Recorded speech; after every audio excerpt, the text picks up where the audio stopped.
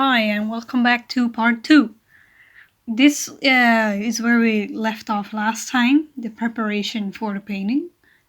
Um, yeah, that's it. No, it's just, she. I add a little bit of shading around the head because I felt like it gave a little bit more dimension that way. I also made a background, two backgrounds, because I couldn't choose that I made off camera, just because I forgot to record it, honestly. And so now we're just gonna start rendering it. You just push color around until you're happy with how it looks and the lines are gone.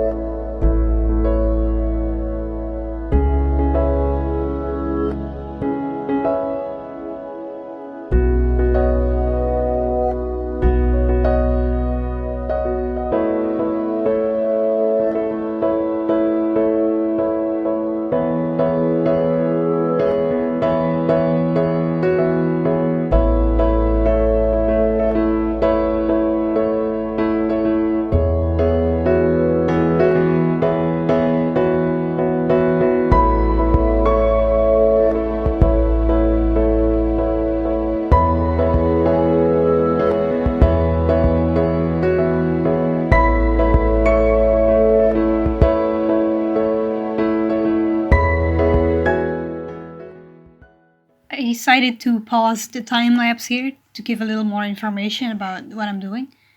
I re-added the base colors of her skin on a different layer underneath the actual painting, so I could erase the white of the skirt to give it a more translucent appearance. So I just taken my same paintbrush I used for the rest on transparent color and just going over it. I'm putting it there where one would consider the fabrics the thinnest. Like, I don't know how to explain it, but when fabric folds, it creates a curve. Like, I don't know, man. I'm just a little idiot. But yeah. I just made it translucent where the highlights would be. I really don't know how to explain it. I just feel my way through it. I deleted the painting that I didn't need under her actual painting, because I only really needed the color of her butt to be there. And if the lines were a little too harsh, I blurred them in with my, my blending brushes. So yeah, just kind of about trying to make it look like you can actually see through it. Looks nice.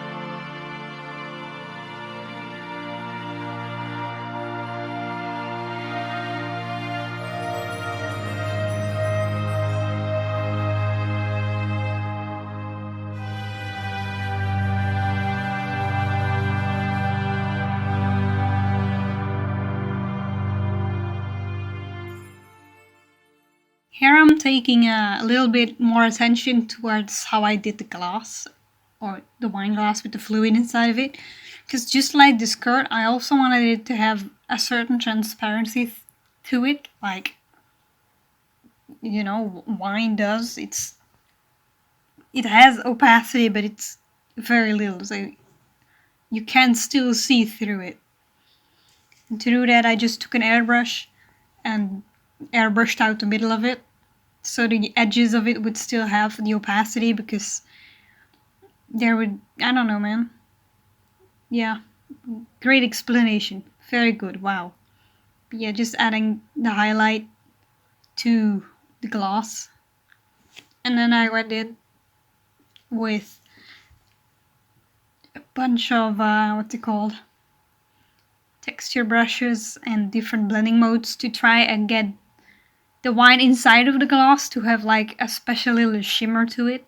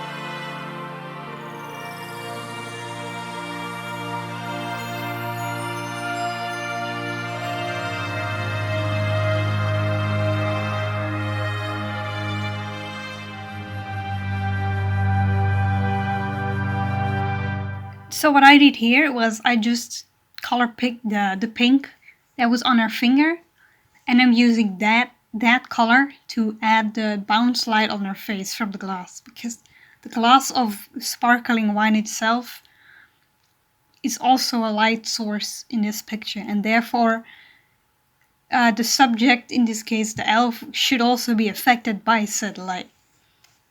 So I just took it,